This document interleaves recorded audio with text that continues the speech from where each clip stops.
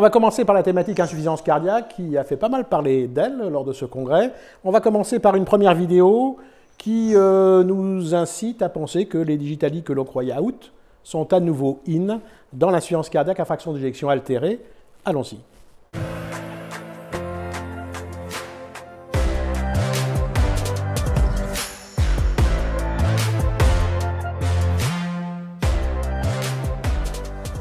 DIGIT-HF est une étude académique allemande multicentrique ayant pour objectif d'évaluer les bénéfices à l'ajout d'un traitement par digitalique, la digitoxine, en plus d'un traitement médical optimal. We recruited patients with heart failure-reduced ejection fraction. We have 70% of patients which were New York Heart Association class 3, so a high risk population. Ejection fraction in average was around 30%. They have a very well implemented guideline-directed medical therapy. 1212 patients ont ainsi été inclus dans 55 centres pour recevoir en plus de leur traitement soit de la digitoxine, soit un placebo. Le suivi médian a été de 36 mois. What we basically found was that the primary endpoint, which was death from any cause and hospitalization for heart failure, was significantly reduced by the treatment with digoxin, which the risk reduction about 18%, absolute risk reduction 4.6%, and the number needed to treat of 22 patients. Both components of the endpoint, so death and first hospitalization, were both in an equal ratio contributing to the primary endpoint result. Alors voilà une étude d'Amiens quelque peu surprenante, des effets sur les critères durs, les décès, les hospitalisations pour insuffisance cardiaque. Bon, les digitaliques dans l'insuffisance cardiaque, c'est quand même une vieille histoire, non? Oui, c'est une vieille histoire, et qui l'eût cru d'ailleurs, ce revivol des digitaliques. Alors peut-être notre regretté Julière, ancien président de la SFC, qui a toujours été un militant des digitaliques. Il aurait été content de voir ces résultats. Alors effectivement, c'est la digitoxine déjà, donc il faut savoir d'où on part. Les digitaliques actuellement ont une recommandation de classe simplement 2B, donc une recommandation quand même qui est assez faible dans la FE réduite en rythme sinusal, et suite aux résultats qui datent de plus de 25 ans, les 7 DIG, qui avaient montré un bénéfice sur la mortalité, mais pas sur les hospitalisations, puis il y avait des petites réserves sur la tolérance et la sécurité de la digoxine. Donc on est surpris, quelque part, qu'à l'ère moderne, avec tous les nouveaux médicaments, les digitaliques soient capables encore de rajouter peut-être un petit plus, en tout cas si on fait foi à ces résultats. Mais on parle donc là de la digitoxine, c'est quoi ce truc-là? Alors c'est vrai que c'est un peu différent. Non, parce que on n'a pas l'habitude, nous, de la digitoxine. Absolument. On a pu en avoir l'habitude à une certaine époque, on en a plus l'habitude parce qu'elle n'est pas commercialisée en France, mais elle l'est dans certains pays comme l'Allemagne où l'étude a été faite. Et alors, par rapport à la digoxine, elle a un métabolisme qui est entérohépatique, qui ne passe pas par le rein en tout cas, ce qui est assez intéressant parce qu'effectivement ça lève un peu cette barrière qu'on avait avec la digoxine en cas d'insuffisance rénale chez les personnes très âgées. Donc ça c'est quand même assez intéressant, mais ce n'est pas disponible en France. Et donc, bon, à vrai dire, aujourd'hui, les patients insuffisance cardiaque qu'on voit FEVG altéré, ils n'ont pas de digoxine dans l'immense majorité des cas. Je ne sais pas d'ailleurs si on sait combien de gens ont de la digoxine. Est-ce que ça va changer les pratiques, ça? Est-ce que demain, on aura des recommandations internationales qui vont nous dire, ben voilà, on aura des recommandations de stade 2A ou 2B, j'en sais rien. C'est vrai qu'actuellement, on a plutôt tendance à arrêter les digitaliques quand on les voit. En tout cas, il y en a moins de 5% des patients ont ce type de traitement. Est-ce que ça va sancher les recommandations? Peut-être pas se précipiter, parce que est-ce que ces résultats-là sont généralisables? C'est quand même des patients qui étaient assez jeunes, 65 ans, qui avaient une fréquence cardiaque qui était encore assez élevée, à 75 par minute, alors qu'ils étaient sous bêta-bloquant. Donc qui peut éventuellement poser un peu de question. C'est un recrutement qui a duré plus de 10 ans. Je ne suis pas certain que ça va changer tout de suite les recommandations. On peut se dire également qu'il va y avoir les résultats d'une autre étude, avec cette fois de la digoxine, qui est menée aux Pays-Bas, et dont on aura peut-être les résultats bientôt. Et à ce moment-là, peut-être on verra si on a vraiment suffisamment de biscuits pour upgrader les recours. Justement, Jean-Claude, on peut peut-être imaginer que comme c'est un médicament qui agit sur la fréquence cardiaque, le sous-groupe des patients en fibrillation auriculaire serait peut-être plus particulièrement une cible. Est-ce qu'on peut faire un commentaire là-dessus? Alors oui, on sait que les digitaliques sont intéressants quand on les ajoute aux bêta-bloquants dans le cadre d'une stratégie de contrôle de la fréquence cardiaque. Alors on ne sait pas ce qu'il en est de la digitaline, dont on parle maintenant, on sait ce qu'il en est de la digoxine. Donc, est-ce que les résultats seront vraiment transposables? Je ne sais pas. Mais la population des patients en fibrillation atriale était représentée dans cette étude et ils en ont bénéficié au même titre que ceux qui étaient en rythme sinusal. Donc oui, probablement.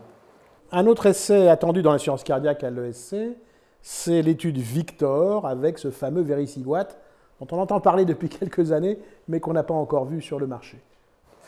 Non, effectivement, comme la digitoxine, donc on ne l'a pas commercialisé en France en tout cas.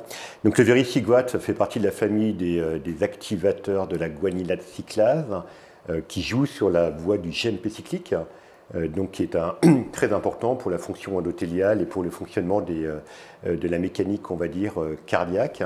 Et c'est une mécanique qui est altérée dans la science cardiaque, donc a priori, c'est intéressant d'activer cette voie, qui l'est déjà un peu par le sacubitril/valsartan ou par les peptides natriurétiques, par exemple. Mais bon. Et donc, il y avait eu un résultat publié il y a 5 ans avec Victoria, 5000 patients, avec une insuffisance cardiaque à effet réduite assez sévère, qui avait montré des résultats un peu mi-figue, mi-raisin, et donc il avait été demandé à l'industriel de refaire un deuxième essai, dont on a eu les résultats Victor, 6000 patients cette fois, donc ça commence à faire beaucoup, d'insuffisance cardiaque à effet réduite, un peu moins sévère que dans Victoria pour différentes raisons, et à nouveau un résultat qui est un peu à la limite, donc en tout cas le critère principal combiné d'essai ou hospitalisation n'est pas atteint. Pourtant, il y a un petit bénéfice sur la mortalité cardiovasculaire, qui est une des composantes du critère principal, pas sur les hospitalisations. La méta-analyse montre, pareil, toujours un petit bénéfice, pas spectaculaire.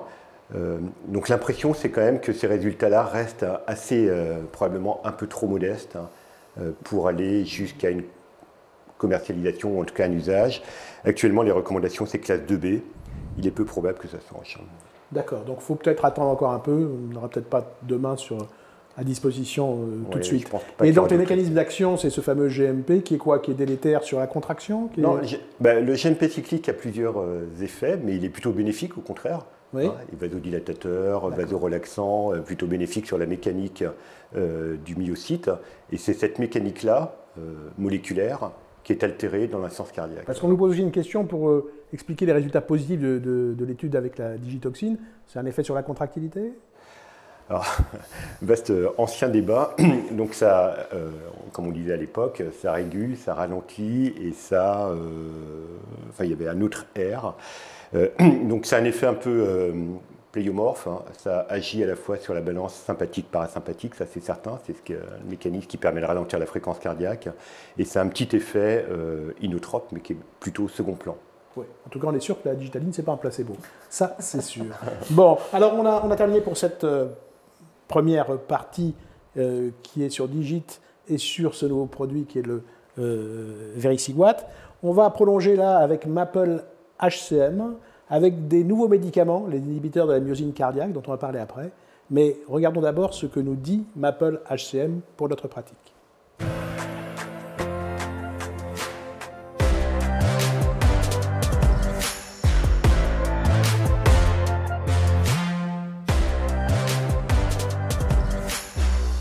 During ESC Congress 2025, I have presented the results of the Maple HCM study. In this study, we have evaluated aficamten as monotherapy compared to metoprolol in monotherapy in patients with symptomatic obstructive hypertrophic cardiomyopathy. In this study, we randomized 175 patients to receive aficamten in monotherapy compared to metoprolol in monotherapy. After 24 weeks of therapy, we were able to see that those patients who received aficamten had larger improvements in exercise capacity compared to those patients who received metoprolol. Also, we observed very important differences in other parameters like symptoms, NT-proBNP levels, gradients, and left atrial volume index.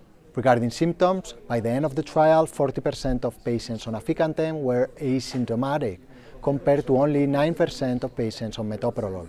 Also, regarding safety, aficamten was well tolerated with a very low number of individuals, only one individual in the entire trial developing a left ventricular ejection fraction below 50%, and in this case the patient was completely asymptomatic.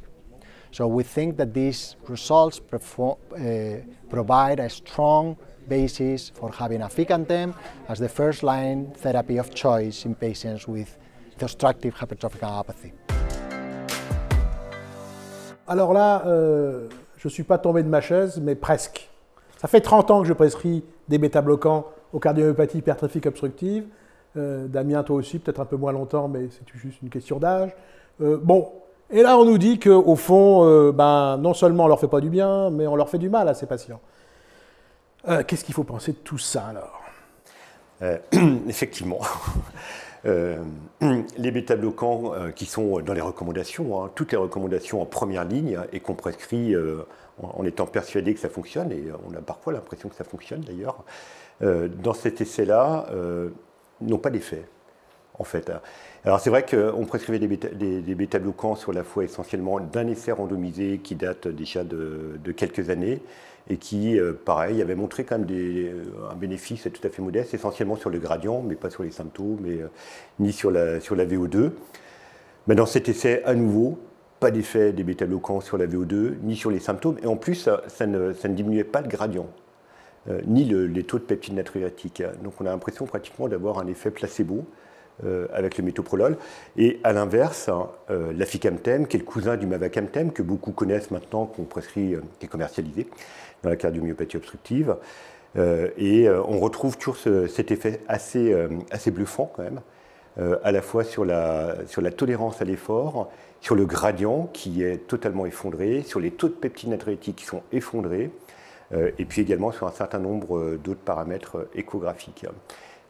Oui, ce qui est assez stupéfiant avec ces produits révolutionnaires dans cette affection, c'est qu'il y a à la fois des critères, entre guillemets, subjectifs, le patient va mieux, il vous dit « Ah ben j'ai jamais été aussi bien », et des critères objectifs échographiques, le gradient s'effondre, et d'autres critères qui sont des critères biologiques, qui se normalisent ou s'améliorent. C'est-à-dire que tout va dans le même sens, et puis en plus la VO2 qui s'améliore, ce qui n'est pas le cas avec le bêta-bloquant. Donc c'est vraiment, là, ça devient une révolution thérapeutique. On l'avait jusqu'alors, dans les recommandations, c'était en add-on thérapie, c'est-à-dire qu'il fallait attendre que le bêta-bloquant soit inefficace ou pas assez efficace pour mettre en plus l'inhibiteur de la myosine. Là, non, là, on l'a fait soit à la place, soit en première intention, et on montre que c'est efficace. Très étonnant. Alors justement, je veux dire, cet effet si spectaculaire, ce serait intéressant d'avoir un petit rappel du mécanisme d'action de cette nouvelle classe thérapeutique pour comprendre, pour essayer de comprendre l'effet. Ce sont les époux Seidman qui ont trouvé l'affaire, en fait. En fait, ils ont montré chez l'animal qu'il y avait les mutations qui donnent la cardiomyopathie hypertrophique, qu'il y avait un état en fait, d'hypercontractilité dû à une surexpression des liens actine-myosine. Il y avait beaucoup trop de liens actine-myosine, aussi bien en systole lorsque ça se contracte qu'en diastole lorsque le muscle se relâche, ce qui entraîne rigidité, hypercontractilité et qui aboutit à l'affaire anormale qu'est la CMH. La plupart des mutations sur le sarcomère donnent cette anomalie. Et en fait, ces produits, mavacamten et aficamten, vont se fixer sur la myosine, inhibiteur de la myosine, pour empêcher ces liens actine-myosine, aussi bien en diastole qu'en systole. Il va y en avoir moins, en fait, en diastole, donc a priori la relaxation est meilleure, et en systole, donc il y aura moins de contraction avec un effet inotrope négatif. Donc, voilà. Donc on s'adresse pour la première fois à la physiopathologie réelle de la maladie pour améliorer l'obstruction dans le cas qui nous intéresse. Alors si je comprends bien, c'est un traitement qu'on va donner au long cours. Donc quid dans la CMH, ou surtout l'obstructive, de la myomectomie ou de l'alcoolisation septale? Alors l'alcoolisation septale, ça a été une révolution, et d'ailleurs beaucoup en ont fait, avec des résultats qui sont positifs, pas toujours, parce qu'il faut parfois recommencer, et parfois aussi il y a des pacemakers qu'il faut mettre, 10% des cas, donc, et pas toujours une sécurité absolue. En fait, ce qu'on sait aujourd'hui, c'est lorsque on prend 100 patients adressés pour une alcoolisation et une myectomie, ils ont les critères pour avoir parce qu'ils résistent aux bêta-bloquants, etc. Eh bien, si on les randomise pour recevoir soit un inhibiteur de la myosine, soit un placebo, eh bien, quand ils reçoivent l'inhibiteur de la myosine, et c'est pareil pour mavacamten et aficamten, eh bien 80%, plus de 80% d'entre eux ne deviennent plus des indications à l'alcoolisation septale ou à la myectomie. Et donc je pense que cette cette procédure va petit à petit s'éteindre pour laisser la place à un traitement qui va être médical. Des messages clés de cette première partie?